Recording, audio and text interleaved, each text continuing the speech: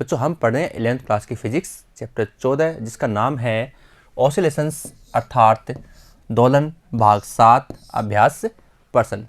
आप बच्चों इस चैप्टर के पूरे नोट्स पढ़ चुके हैं। अब उन नोट्स से आते हैं सूत्र। उन सूत्रों को अगर हमने आसानी से समझ लिया है, अगर पहले वाले वीडियो पूरे देख लिए हैं, तो उनकी सहायता से हम इस अभ्यास प्रश्नों को इजी गोइंग आराम से कर सकते हैं। और सारे न्यूमेरिकल हमने इसमें डाल दिए हैं। जो 2 क्वेश्चन हैं, क्वेश्चन नंबर 4 और क्वेश्चन नंबर 9, वो हम पहले करवा चुके हैं और बाकी सारे न्यूमेरिकल्स आपको इसमें मिलेंगे। तो बच्चों कॉपी पेन के साथ आप तैयार हो जाइए। थोड़ा सा स्पीड के साथ आप इसमें हर न्यूमेरिकल को सॉल्व कर सकते हैं क्योंकि आपके सूत्र याद हैं। बच्चों सबसे पहले जो क्वेश्चन है वो है, नीचे दिए गए उदाहरणों में कौन आवर्ती गति को निरूपित करता है। आवर्ती गति के बारे में आपको बता दूं, जैसे पृथ्वी सूर्य के चारों चक्कर लगाती है तो उसका एक पथ है, निश्चित पथ है। और ये नहीं कि कभी पृथ्वी घूमते वापस आने लगे, ऐसा नहीं होता है। वो निश्चित पथ पर अपनी पथ की क्या करती है, पुनरावृत्ति करती है, वो आवर्ती गति होती है। तो कौन सी आवर्ती गति को निरूपित करता है? पहला है, किसी तैराक द्वारा नदी के एक तट से दूसरे तट तक जाना और अपनी वापसी यात्रा पूरी करना।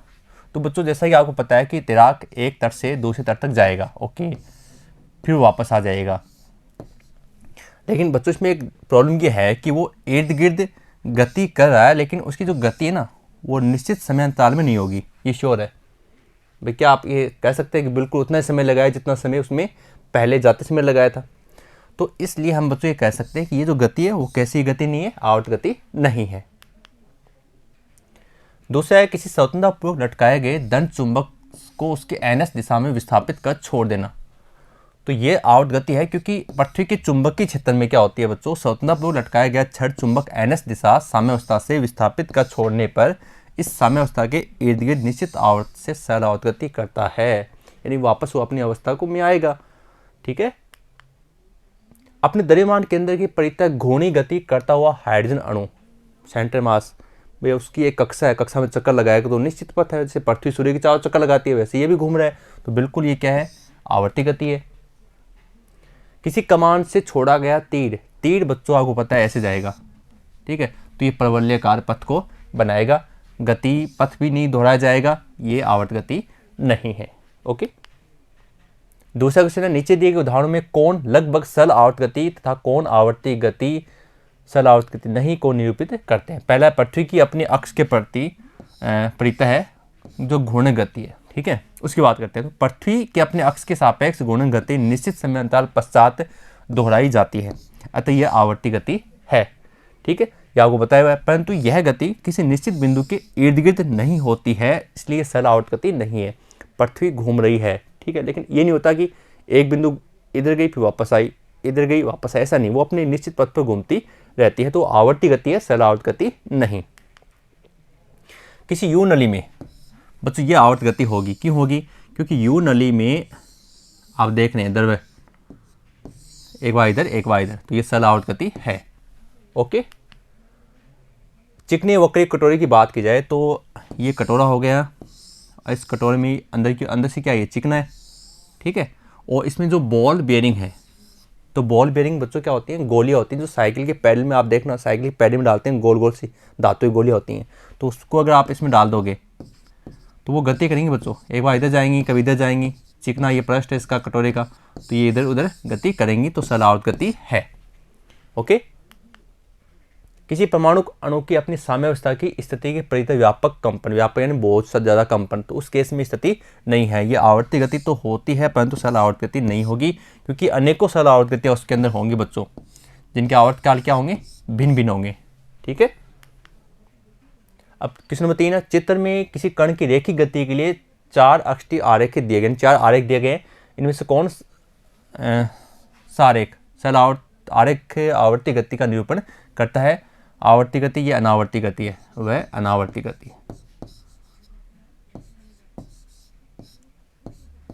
ठीक है, ये हो गया अनावर्ती गति का। ओके, चलो बात करते हैं आगे। ये नहीं होगा, सरल आवर्त गति नहीं है बच्चों, ये भी नहीं है। ये देखिए आप, एक तो ये देखिए पथ की पुनरावृत्ति हो रही है, इसमें भी हो रही है, बिल्कुल ये आपका आंसर है। तो ए और सी देखो ए में तो क्या है, कण के एक ही दिशा में आगे बढ़ाने को निरूपित करता है, और आरेख सी में गति माध्य स्थिति के इर्द गिर्द समान रूप से नहीं हो रही है। बी में और डी में आवर्ती गतियां निरूपित करते हैं तथा इन आरेखों से स्पष्ट है कि प्रत्येक 2 सेकंड पश्चात गति दोहराई जाती है। आप ग्राफ में देख सकते हैं, और इसलिए इनकी जो आवर्त गतियां हैं उनका आवर्त काल है वो क्या होगा, 2 सेकंड होगा। क्वेश्चन नंबर 5, कोई कण है एक दूसरे से 10 सेंटीमीटर दूरी पर स्थित है, 10 सेंटीमीटर की दूरी पर है। बिंदु ए तथा बी के बीच, ए और बी के बीच रैखिक सलावट गति कर रहा है। ए से बी की ओर दिशा को धनात्मक मानना है, ए से बी की ओर।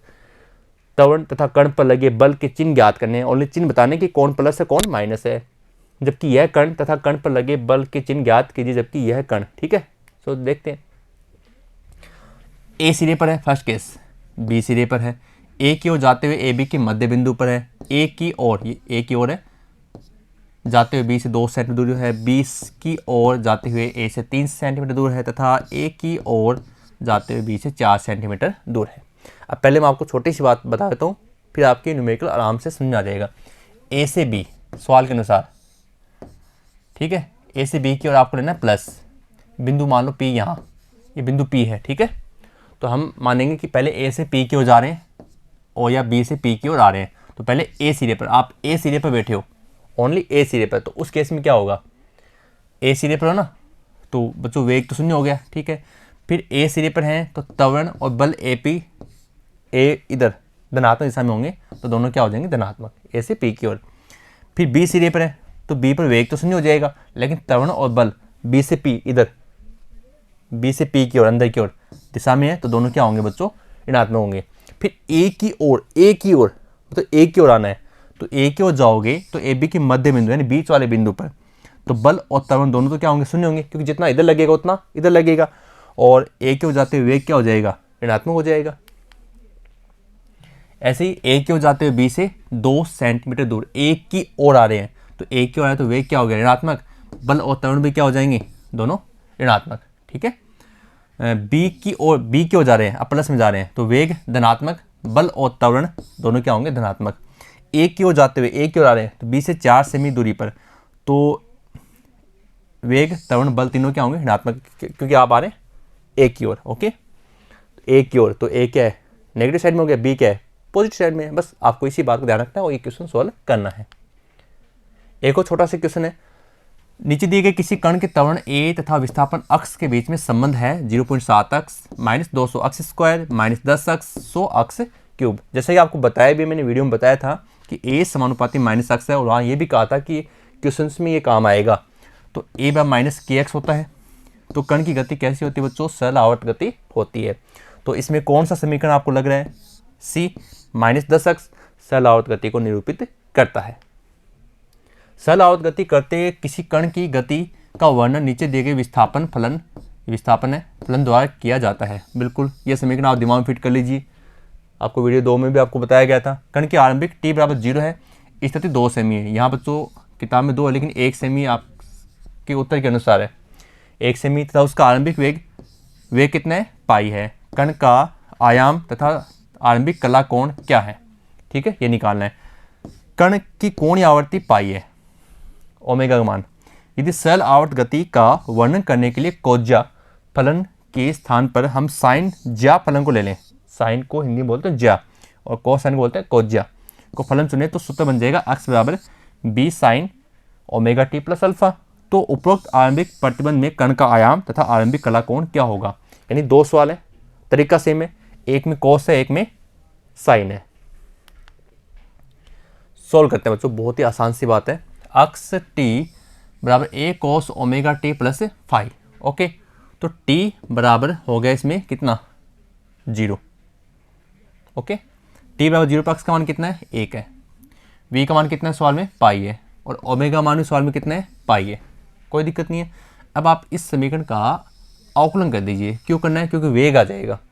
चलो निकालते हैं, तो वेग v, अक्स का अवकलन करते हैं dx अपॉन dt, विस्थापन का समय के सापेक्ष अवकलन, वेग होता है v, और इसका अवकलन करेंगे तो a cos omega t plus five, एक बात पूरा जाएगा, a आ गया sine omega t plus five, okay. फिर cos का होता है माइनस में, माइनस भी आ गया। फिर देखो ओमेगा टी इसके अंदर एक और पद है, तो t का 1 होता है तो ओमेगा बाहर आ जाएगा, ये आ गया ओमेगा, क्लियर। ये आपका पहला काम हो गया। अब बच्चों जो मान हमें दिए गए वो मान रख दीजिए इसमें जो रखते हैं t बराबर 0 के लिए समीकरण 1 व 2 से, 1 और 2 से। तो पहले इसकी बात करते हैं। अक्ष t समय t बराबर 0 पर अक्ष का मान कितना है बच्चों? 1 है। मैंने सवाल में जो आपको चेंज भी करवाया था 1 a cos ओमेगा t, आपको t बराबर 0 करना है तो ये तो हट गया, बच गया क्या फाई, t बराबर 0 कर दिया बच गया फाई, तो ये आ गया 1 बराबर 1 cos से फाई हो गया। ठीक है, अब इसमें 1 cos फाई बराबर 1 समीकरण दिया गया, इसको सॉल्व कर दिया। अब देखो ये दूसरा समीकरण v वाला, v का मान कितना है? पाई है। Okay, minus a omega t का 0 करना है, बच गया फाई साइन फाई। तो अब इस समीकरण से यहाँ आ जाइए, तो a साइन फाई का मान निकालेंगे तो ओमेगा जाएगा बट्टा में, तो माइनस पाई बटा ओमेगा, ओमेगा मान कितना है? पाई है, तो पाई से पाई कट ये कितना आ गया? -1 आ गया। तो a साइन फाई बराबर कितना आ गया? -1 आ गया। अब ये समीकरण और ये समीकरण दोनों पक्षों का वर्ग करके जोड़ना है, तो वर्ग करके जोड़ेंगे तो a square cos square phi plus a square sine square phi बराबर 1 का स्क्वायर 1 प्लस -1 का स्क्वायर 1, तो 1 प्लस 1 कितना आ जाएगा? 2। और इधर कोष्टक में cos square phi plus sine square phi, क्योंकि a कॉमन आ जाएगा a स्क्वायर, और cos square phi plus sine square phi होता है 1, तो बच्चों आ जाएगा ओनली a स्क्वायर बटा 2। ठीक है, फिर देखो इसका रूट हम हटाएंगे तो आ जाएगा रूट 2 सेमी a का मान। अब इसी प्रकार से समीकरण 4 में समीकरण 3 का भाग देंगे, दोबारा देखो, यानी इस समीकरण में इस समीकरण का भाग देंगे तो a से 1 कट जाएगा, और साइन फाई बट्टा कॉस फाई टेन फाई, और -1 है तो -1 हो गया, 5 और 10 -1, ये आ गया 7 पाई अपॉन 4, इसका आंसर आ गया। ठीक है, दूसरा क्वेश्चन इसी के अंदर आपको चेंज करना है, a की जगह करना है b, और साइन का फंक्शन लेना है कॉस की जगह। तब देखो क्या होगा, हम इसका अवकलन कर दें वेग v का, तो b sine omega t plus alpha, b cos omega t plus alpha, minus नहीं आएगा क्योंकि साइन का तो प्लस होता है कोस में, फिर ओमेगा टी एक पद है, टी का 1 हो जाएगा, ओमेगा आएगा, ओमेगा यहाँ आ जाएगा बाहर। ओके, ये हो गया वेग। अब हमें फिर से क्या करना है, टी का मान 0 करना है और अक्ष का मान रखने हैं, दोनों समीकरण बनाने हैं। चलो बनाते हैं। टी बराबर 0 के लिए अक्ष बराबर 1, वेग v बराबर पाई, ओमेगा का मान पाई, तो पहला समीकरण आ जाएगा b साइन अल्फा बराबर 1। तो और दूसरा समीकरण हम बनाते हैं, b ओमेगा कोस अल्फा बराबर हो गया पाई, यहाँ से b कोस अल्फा मान निकाल दिया, पाई बटा ओमेगा, ओमेगा मान वापस पाई, ये बन गया 1। अब एक समीकरण बन गई ये और एक समीकरण बन गई ये। क्लियर? तो इसमें देखो ये मत लिखना एक बार, तो इसमें देखो आप इन दोनों को जोड़ेंगे तो बी स्क्वायर कॉमन आ जाएगा, बी स्क्वायर कॉमन आ गया, sine square alpha plus cos square alpha. ठीक है, ये हो जाएगा 1, तो बचेगा बी स्क्वायर बराबर 1, तो बी स्क्वायर बराबर 1 है, तो बी बराबर कितना आ गया बच्चों? रूट 2 सेमी, 1 ही हो गया। फिर हम निकालते हैं अल्फा के लिए, सॉरी टेन अल्फा के लिए, तो साइन अल्फा में इसमें भाग देंगे तो साइन अल्फा बटा कॉस अल्फा कितना आ गया? टेन अल्फा बराबर 1 बटा 1 कितना हो गया? 1 हो गया। फिर ये आ जाएगा अल्फा बराबर टेन इनवर्स, ये पाई अपॉन 4, यहाँ 1 आ जाएगा 1, और बराबर ये आ गया पाई अपॉन 4, टेन 45 डिग्री मान क्या होता है? 1 होता है। तो इस प्रकार से ये क्वेश्चन भी क्या हो गया? 16 हो गया। थोड़ा बड़ा था लेकिन सेम पैटर्न से 2 बार किया है। ओके, क्वेश्चन नंबर 8 है बच्चों, किसी कमानीदार तुला का पैमाना 0 से 50 kg तक अंकित है और पैमाने की जो लंबाई है वो 20 सेंटीमीटर है। इस तुला में लटकाया गया कोई पिंड जब विस्थापित करके मुक्त किया जाता है तो 0.6 सेकेंड, ओके 0.6 सेकेंड के आवर्तकाल से दोलन करता है। पिंड का भार कितना है? भार निकालना है। तो निकालते हैं। प्रास 0 से 50 है, एल का मान 20 सेमी है, टी का मान 0.60 सेमी है। पिंड के लिए प्रभावी लंबाई का मान ये कहाँ से आ गया? ये मान आया टी बराबर होता है 2 पाई रूट एल अपॉन जी। दोनों पक्ष वर्ग कीजिए तो आएगा टी स्क्वायर बराबर 4 पाई स्क्वायर एल बटा जी। हमें यहाँ से मान निकालना है किसका? एल का। तो एल बराबर ये आ जाएगा जी टी स्क्वायर, जी जाएगा ऊपर, G T square upon 4 pi square. अब देखो बच्चों, ये जो खास बात है ये भी आपको पहली बार ही पता चली होगी कि जी का मान 9.8 ही तो आपको पता है, लेकिन जब पाई स्क्वायर करते हैं 3.14 का स्क्वायर तो वो भी 9.8 के समथिंग ही आता है। तो इसलिए दोनों मान लगभग क्या है? बराबर। तो जी से 4 पाई, ये पाई स्क्वायर कट गया, केवल टी स्क्वायर बटा 4 बचेगा। अब टी स्क्वायर 0.6 का होल स्क्वायर, भाई टी का मान 0.60 ना, उसका स्क्वायर करो कितना आएगा? 0.36 आएगा बटा 4 है, 0.09 मीटर, लगभग कितना हो गया? 9 सेंटीमीटर। ये तो आ गया लंबाई का मान 9 सेंटीमीटर। अब प्रति लंबाई अगर निकाला जाए तो 50/20 लंबाई टोटल कितनी 20 है, तो प्रति लंबाई आ गया 2.5 किलोग्राम पर सेमी। और हमने 9 सेंटीमीटर लंबाई निकाली है, तो उसकी द्रव्यमान कितना हो जाएगा 22.5 kg हो जाएगा। अब ये पूछ रहा है कि भार कितना होगा, तो भार पिंड का भार mg, तो g का मान 9.8, m का मान 22.5, ये आ गया 220.5 न्यूटन। बिल्कुल आसान से ये न्यूमेरिकल था। अलग से सोल्व करते हैं बच्चों क्वेश्चन नंबर 10।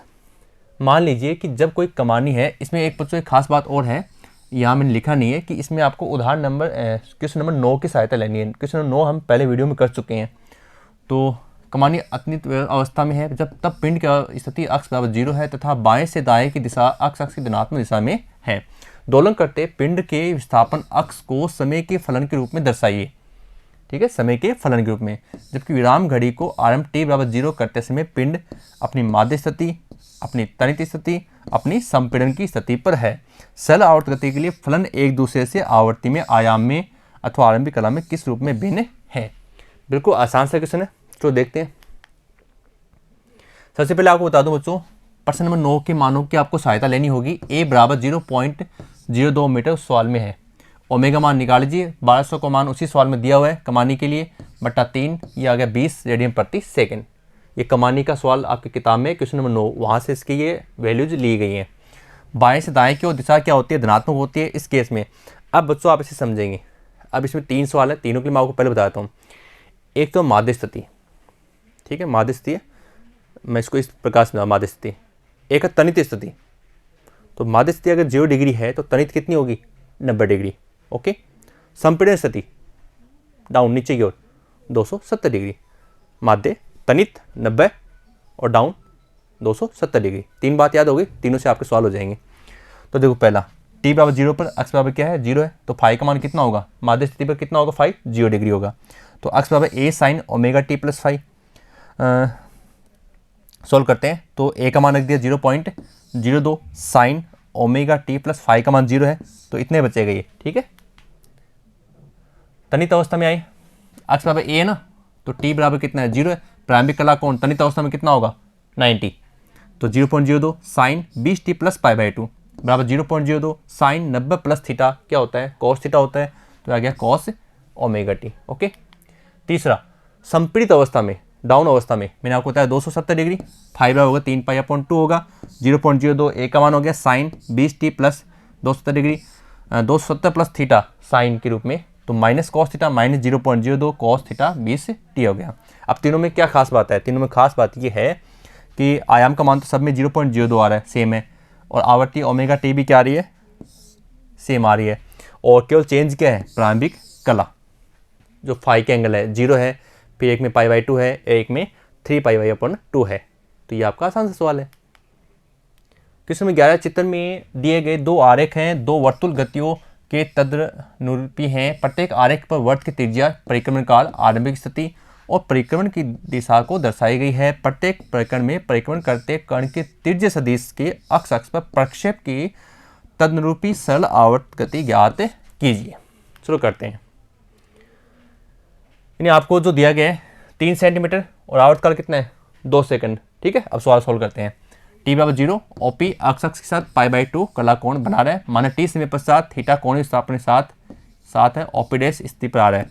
तो देखो हमारा मानक समीकरण ये है, अक्ष बराबर a कोस माइनस, अब इसमें माइनस से π/2 प्लस थीटा। ओके, ऋणात्मक चिन्ह दर्शा रहा है कि आप धनात्मक अक्ष के साथ दक्षिणावर्त यानी नीचे की ओर जा रहे हैं, आप समझ गए ना, इसलिए माइनस यहाँ पर।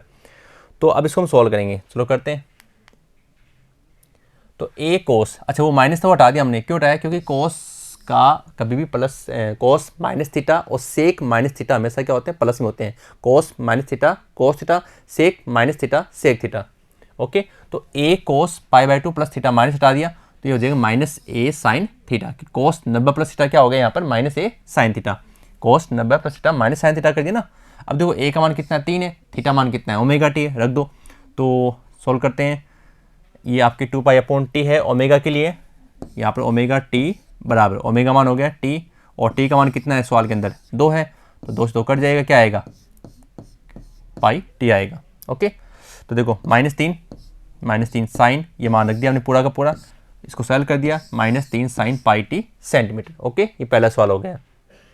दूसरा सवाल देखिए आप, इसमें भी देखते हैं। तो इसमें इस बार ऐसे घूम रहा है, देखो टी का निशान देखिए, तो इस बार इसमें माइनस का तो मतलब नहीं है, ये लीजिए माइनस का तो नहीं है ये रहा यहाँ पर, और साथ में 2 मीटर ये है, तो ए कोस पाई प्लस थीटा के रूप में ये है, तो इसको चेंज करते हैं अपन पाई प्लस थीटा, तो ये हो गया ए कॉस थीटा, यानी कोस 180 प्लस थीटा होता है minus cos theta.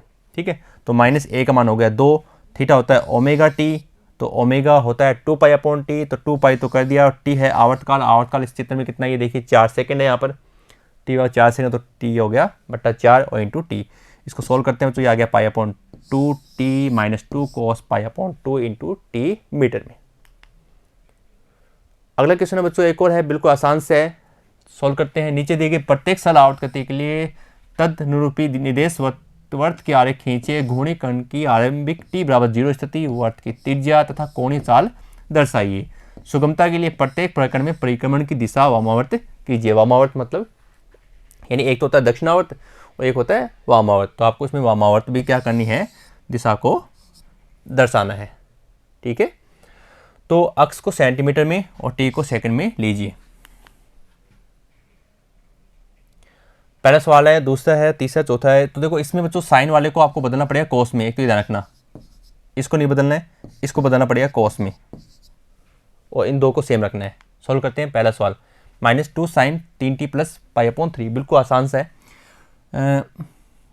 Pi by 2 sign है ना, तो साइन का पहले वाला रूप कोस 90 प्लस थीटा, तो माइनस लगा हुआ है, 2 कोस 90 प्लस थीटा, ये आ गया थीटा आपका। ओके, अब pi by 2 plus pi upon 3 को जोड़ दीजिए, कैसे, पाई अपॉन 2 प्लस पाई अपॉन 3 लघुत्तम लेकर। ठीक है, ये आ गए 5 पाई अपॉन 6 सेंटीमीटर।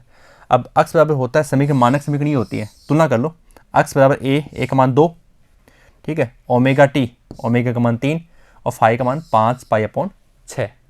ठीक है, 5 पाई अपॉन 6। अब इसका चित्र बनाएंगे अपन, फाई का मान ये आ गया। ठीक है, आवर्तकाल कितना हो जाएगा, टी बराबर 2 पाई अपॉन ओमेगा, तो ओमेगा मान कितना आ गया, 3 आ गया। अब इसका चित्र क्या बनेगा, चलो बनाते हैं। वामावर्त आपको लेनी है दिशा, और त्रिज्या कितनी है इसमें, त्रिज्या कितनी है बच्चों, ए कितना है 2 सेंटीमीटर है, तो ये आगे त्रिज्या 2 आ गई है। 2 पाई अपॉन 3 यानी ये आ गया आपका लगभग कितना जाएगा बच्चों, इसमें 2 पाई अपॉन 3, फाई का मान देखिए ना, फाई का ये 5 पाई अपॉन 6 ये आएगा यहाँ पर, 5 पाई अपॉन 6 का मतलब होता है 150, तो 150 के लगभग यानी यहाँ आ जाइए आप, तो ये हो गया आपका 5 पाई अपॉन 6, ये आपका चित्र हो गया। इसके साथ ही चित्र बनाना पड़ेगा आपको। ठीक है, अगला देखते हैं, अक्स बराबर कोस, मैंने कहा था कोस में तो आपको चेंज नहीं करना, कोस का कोस रखना है, बिल्कुल आसान से हो जाएगा। इसको घुमा दीजिए, माइनस कॉमन लेंगे, माइनस कॉमन लेंगे वो हट जाएगा, क्योंकि कोस माइनस थीटा हमेशा क्या होता है, कोस थीटा होता है। ओके, तो समीकरण की अक्स बराबर a cos omega t plus phi से हम करते हैं तुलना करते समय इसका मान जो आएगा एक आ रहा है 1, ओमेगा टी का तो यहाँ कुछ है नहीं तो 1 मान लेंगे, फाई का मान इसमें आ रहा है माइनस पाई अपॉन 6 आ रहा है, तो आवर्तकाल कितना होगा 2 पाई अपॉन ओमेगा, ओमेगा मान कितना आ गया इसमें 1 आ गया ना, तो 2 पाई अपॉन 1 है, तो ये ओनली 2 पाई बचेगा। ठीक है, बटा 3 नहीं है, क्योंकि ओमेगा मान यहाँ पर 1 आ रहा है, तो 2 पाई अपॉन 1 आएगा, तो बचेगा ओनली 2 पाई। अब इसका हमें बनाना है चित्र, तो चित्र बनाते हैं इसका। वामावर्त दिशा है, ए का मान कितना आया था, ए का मान इसमें है 1 सेमी, और फाई है माइनस पाई अपॉन 6 है, तो ये तो हो गया आपका 1, ए बराबर हो गया 1, पाई अपॉन 6 मतलब हो गया 30 डिग्री, माइनस में है मतलब नीचे की ओर इधर है, पाई अपॉन 6 माइनस में, ये आपके बन गए वर्त आरेख। ओके, तीसरा सवाल बच्चों साइन में आ गया ना, तो अब चेंज करना पड़ेगा, तो साइन में चेंज करेंगे तो 3 cos 3 pi upon 2, 270 plus theta, 2 pi t plus upon pi upon 4, 270 plus theta cos के लिए, तो 3 कोस 2 पाई टी, इन दोनों को जोड़ दिया हमने, तो ये आ गया 7 पाई अपॉन 4 सेंटीमीटर। ओके, तो अक्स बराबर ए कोस टी प्लस 5 तुलना करते हैं, तो ए का मान तो बच्चा आ गया इसमें 3 से में आ गया। ठीक है, ओमेगा 2 पाई हो गया, और कलांतर हो गया आपका 5 7 पाई अपॉन 4 हो गया, और 2 पाई अपॉन ओमेगा ना, तो ये हो जाएगा टी बराबर 2 पाई, ओमेगा मान भी कितना आ गया 2 पाई, तो टी का मान आ गया इसमें 1 सेकंड। चित्र बनाए इसका, ये लीजिए चित्र बनाते हैं इसका, ये वामावर्त हमने माना है, तो 7π/4 है, तो बच्चों ये हो जाएगा लगभग 315, तो ये इधर जाएगा, ये आ गया इसमें, और त्रिज्या कितनी है 3 है ना, तो a बराबर ये आ गया 3। ओके, ये बन गया आपका इसमें वर्त आरेख। इसमें एक और है 2 cos πt प्लस 0 मान लेते हैं इस केस में, क्योंकि फाई का मान भी चाहिए ना, तो 0 हो जाएगा। तुलना करो, a का मान हो जाएगा 2, ओमेगा हो गया पाई, और फाई का मान हो गया 0। तुलना करते हैं 2π/ओमेगा से, तो ओमेगा का मान कितना लेना है इसमें, पाई लेना ना, तो पाई से पाई कट जाएगा, बचेगा 2 सेकंड। चित्र बनाए इसका, a का मान कितना 2 है ना, 2 हो गया, वामावर्त हो गया, और फाई बराबर 0 डिग्री, यानी कोई कला बन नहीं रही, तो इसको थोड़ा डायरेक्ट कर देना इसी लाइन को, ये हो गया फाई बराबर 0। ये बन गया इसका वर्त आरेख। ओके, अब क्वेश्चन नंबर 13, चित्र में ए में के बल स्थिरांक के किसी कमानी के एक सिरे को किसी दृढ़ आधार से जकड़ा तथा दूसरा जो मुक्त सिरा है उसके एक द्रव्यमान m जुड़ा हुआ दर्शाया गया है।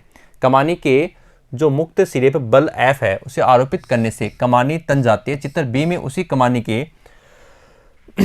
कमानी के दोनों मुक्त सिरों से द्रव्यमान m जुड़ा दर्शाया गया है। कमानी के दोनों सिरों को चित्र में समान बल F द्वारा तनित किया गया है। चलो सोल्व करते हैं इसको। तो बच्चों एक चित्र ये है आपका और एक चित्र ये है। तो इसमें एक खास बात क्या होगी मैं आपको पहले बता दूं।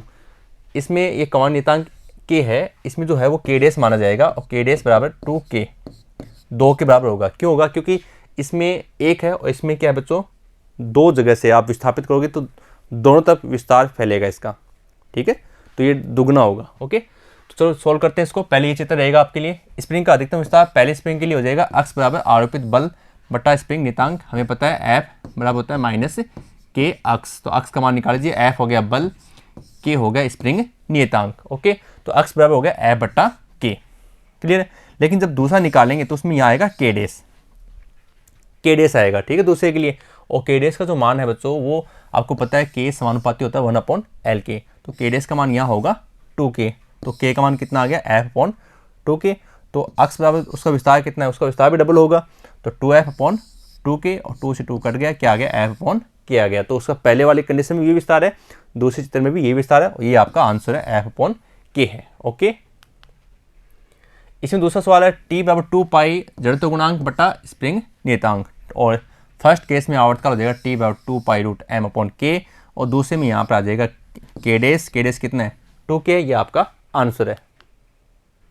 अगला क्वेश्चन है क्वेश्चन नंबर 14, किसी रेलगाड़ी के इंजन के सिलेंडर हेड में पिस्टन का स्ट्रोक आयाम का 2 गुना 1.0 मीटर का है। यदि पिस्टन 200 रेडियन प्रति मिनट की कोणीय आवृत्ति से सरल आवर्त गति करता है तो उसकी अधिकतम चाल कितनी है। चलो निकालते हैं। तो पिस्टन का स्ट्रोक 1 मीटर है, आयाम कितना है उसका आधा है, आपको सवाल में दिया हुआ है। ओमेगा का मान 200 रेडियन प्रति मिनट है, तो मिनट है तो बट्टा 60 कर देंगे, तो 10/3 रेडियन प्रति सेकंड, इसको सोल्व कर दिया। वी मैक्सिमम हम जानते हैं कितना होता है, ए ओमेगा, एक मान 1/2, ओमेगा का 10/3 5 कितना आ गया 3 मीटर प्रति सेकंड। इसको मिनट के लिए चेंज कर दिया, ये आ गया 100 मीटर प्रति मिनट आ गया। क्वेश्चन नंबर 15, चंद्रमा के पृष्ठ पर गुरुत्वीय त्वरण का मान 1.7 मीटर प्रति सेकंड स्क्वायर। यदि किसी सरल लोलक का पृथ्वी के पृष्ठ पर आवर्तकाल 3.5 सेकंड है तो उसका चंद्रमा के पृष्ठ पर आवर्तकाल कितना होगा। पृथ्वी के पृष्ठ पर जी का मान हमें पता है 9.8 मीटर प्रति सेकंड स्क्वायर है। सोल्व करते हैं। देखो चंद्रमा के लिए GM, पृथ्वी के लिए TE का मान हो गया, और ये पृथ्वी के लिए गुरुत्वीय त्वरण हो गया बच्चों। अब हमें पता है कि सरल लोलक का आवर्तकाल T समानुपाती होता है 1/√g के, तो चंद्रमा के लिए हो जाएगा 1/√GM, और ऐसे हो जाएगा पृथ्वी के लिए 1/√GE। जब इसमें भाग देते हैं नियतांक कट जाएगा, तो TM/TE और GE जाएगा ऊपर, GE/GM, यानी रिवर्स होगा। देखो M अगर ये ऊपर है तो ये नीचे होगा, और ये नीचे है तो ये ऊपर होगा। ओके, मानक दो TM बराबर TE को इधर ले जाओ ऊपर, तो TE का 3.5, GE का 9.8, GM का 1.7, यह आ जाएगा 3.5 × 2.4 8.4 सेकेंड। नेक्स्ट क्वेश्चन बच्चों बहुत आसान सा है कि नीचे दिए गए प्रश्न उत्तर आपको देने हैं कि किसी सरल लोलक गति के आवर्तकाल का मान उस कण के द्रव्यमान तथा बल गुणांक k पर निर्भर करता है। T बराबर 2π√m/k होता है। कोई सरल लोलक सन्निकट सरल आवर्त गति करता है तब फिर किसी सरल लोलक का आवर्तकाल उस लोलक के द्रव्यमान पर निर्भर क्यों नहीं करता। इसके लिए मैंने सरल लोलक जब पढ़ाया था तो उसमें आपको बताया था कि देख लीजिए आप यहाँ मैथमेटिक डेरिवेशन में m से m कट रहा है, तो वही बात यहाँ है कि जो सरलोलक है उसके लिए बलयतांक स्वयं द्रव्यमान के समानुपाती होता है। इसका K बराबर mg/I होता है, जिसमें अंश व हर m परस्पर क्या होता है, निरस्त हो जाते हैं। ये आप चेक कर सकते हैं। ये जो I है ना, इस I का मान भी क्या होता है, इसमें भी द्रव्यमान होता है, तो द्रव्यमान से द्रव्यमान कट जाएगा और ये कैंसिल हो जाएगा और निरस्त हो जाएगा, और इसलिए द्रव्यमान यहाँ पर डिपेंड नहीं कर रहा है। फिर बच्चों इसमें है कि जो सरलोलक की गति छोटे कोण के लिए होती है उसके लिए 2π√L/g जो है ना, वो अगर बड़े कोणों के लिए बात की जाए तो क्या ये इससे अधिक मान आएगा? बट T/2π√L/g है, वो छोटे कोण के लिए, उसमें आपने साइन थीटा लगभग थीटा किया था। तो अगर बड़े कोणों के लिए करेंगे तो क्या होगा? तो बच्चों अगर बड़े कोणों के लिए हम करते हैं इसको, तो हमें पता है A/-mg थीटा था, वो अल्प कोण के लिए था, और अगर बड़े कोण के लिए करेंगे तो ये पूरा आएगा A/-mg साइन थीटा। तो उस केस में T/2π√L/g अधिक हो जाएगा, क्योंकि ये समानुपाती आएगा और ये मान बढ़ जाएगा। कोई व्यक्ति बच्चों कलाई घड़ी बांधे किसी मीनार की चोटी से गिरता है, क्या मुक्त रूप से गिरते समय उसकी घड़ी यथार्थ में बताएगी? बिल्कुल बताएगी, क्योंकि कलाई घड़ी जो वो कमानी यानी स्प्रिंग वाले सिद्धांत पर क्या है, आधारित होती है, तथा इस पर गुरुत्व का कोई प्रभाव नहीं होता है। अब बच्चों इसमें कि गुरुत्व बल के अंतर्गत मुक्त रूप से गिरते समय किसी कैबिन में लगे सरलोलक की दोलन की आवृत्ति क्या होती है? बिल्कुल बच्चों शून्य होगी, और ये भी क्या हो जाएगी, शून्य होती है। ओके। किसी कार की छत से L लंबाई का कोई सरलोलक जिसके गोलक का द्रव्यमान M है लटकाया गया है। कार R त्रिज्या के वर्तीय पथ पर एक समान चाल v से गतिमान है। यदि ध्यान देना, इसमें वर्तीय पथ की बात की है, तो यदि लोलक त्रिज्यीय दिशा में अपनी साम्यावस्था की स्थिति के इधर उधर छोटे दोलन करता है तो इसका आवर्तकाल क्या होगा? यानी छोटे दोलन की बात है ये वर्ताकार पथ में, इस प्रकार से। तो बच्चों आपको पता है इस वर्तीय स्थिति में एक तो गुरुत्वीय त्वरण हो जाएगा G, वो तो श्योर लगेगा नीचे की ओर, और एक होता है त्रिज्यीय दिशा में, क्षैतिज दिशा में क्या लगेगा, अपकेंद्रित त्वरण, जो इसको भारी वर्त पर गतिमान बनाए रखेगा।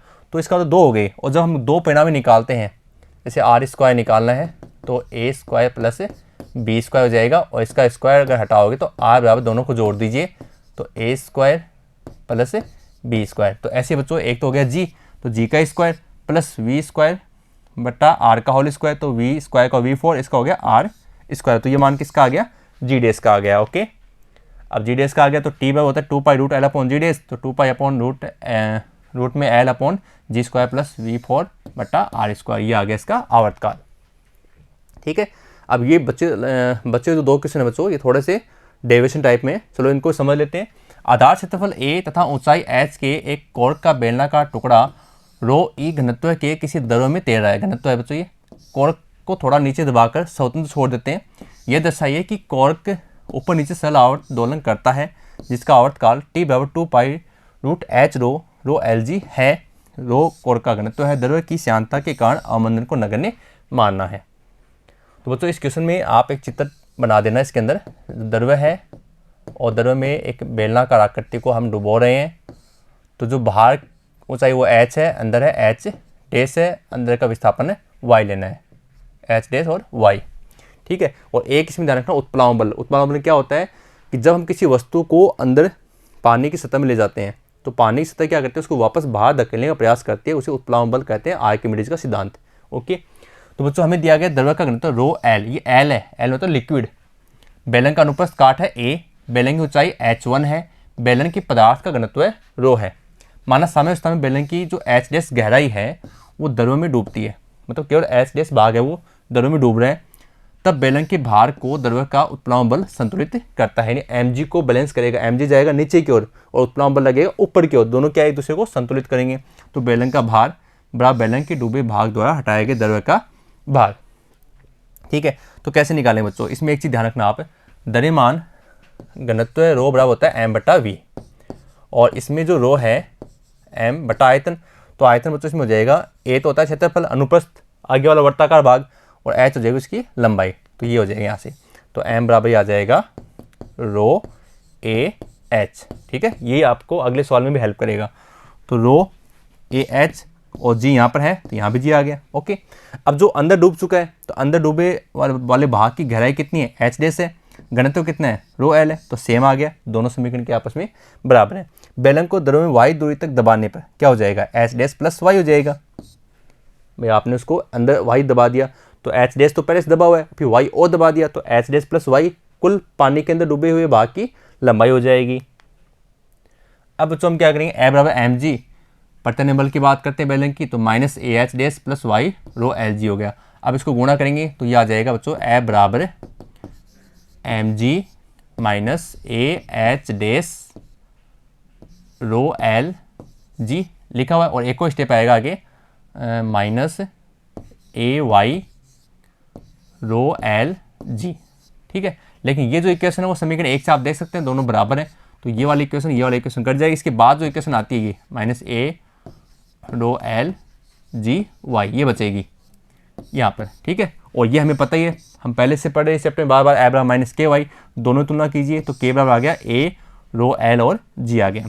जैसे कि हमें पता है एम बराबर होता है ए एच रो होता है, आउट का होता है टी बराबर 2 पाई रूट एम अपॉन के, तो एम का मान हो गया ए एच रो और के का मान हमने यहाँ से निकाल लिया ए रो एल जी हो गया।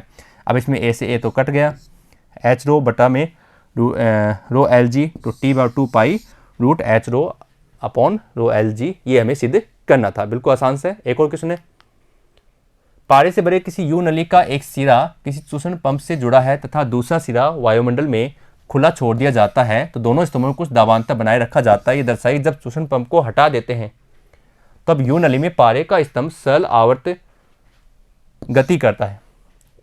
तो देखते हैं इसको भी कि माना जो ये जो पंप है इसमें यू नली के दोनों सिरों में दबांतर के कारण, यानी इस प्रकार से नली बनेगी और यहाँ वो पंप लगा रहेगा। ठीक है, तो ये 2y के हिसाब से होगी कि y प्लस वाई बराबर 2y हो गया। तो यू नली के दोनों सिरों में पारे के स्तंभ की कुल लंबाई h प्लस h 2h हो जाएगी, कि दोनों में जैसे पारा मान लीजिए यहाँ तक है तो दोनों भाग की लंबाई के अनुसार हो गया h प्लस h 2h हो गया। अनुप्रस्थ भाग कितना a है, पारे घनत्व कितना है रो है, तो द्रव्यमान कितना होता है ये आपको बताया, बस यहाँ 2 आ जाएगा क्योंकि 2 स्तंभ है, तो 2 स्तंभ के अनुसार हो जाएगा 2ah रो है, दोनों समान है, तो ah रो प्लस ah रो बराबर कितने हो गए 2ah रो। ओके, और पंप को हटा लेने पर इस सिरे पर 2y ऊंचाई के अतिरिक्त पारे के स्तंभ के भार के कारण पारे के स्तंभ पर क्या लगेगा, प्रतिनिधि बल कार्य करेगा, जिसका मान होगा भाई ए बराबर माइनस 2y ऊंचाई के अतिरिक्त पारे स्तंभ का भार। तो भार निकालना बच्चों, भार कैसे निकालेंगे, तो जो इसमें भाई रो हो गया और इसका आयतन कितना है, इसका आयतन है 2y a और g। ठीक है, ये mg है, ये भाई m का मान तो हमने निकाल दिया, रो बराबर क्या होता है m बटा v, तो रो बराबर m और v का मान हो गया 2ya। ठीक है, तो h की जगह हो गया 2ya, रो जी हो गया, और इसको हमने सोल्व किया तो बच्चों यहाँ माइनस भी लगेगा, ये यहाँ पर माइनस, ये माइनस लग गया, और y को लास्ट में कर दीजिए, बाकी मान ये रख लीजिए।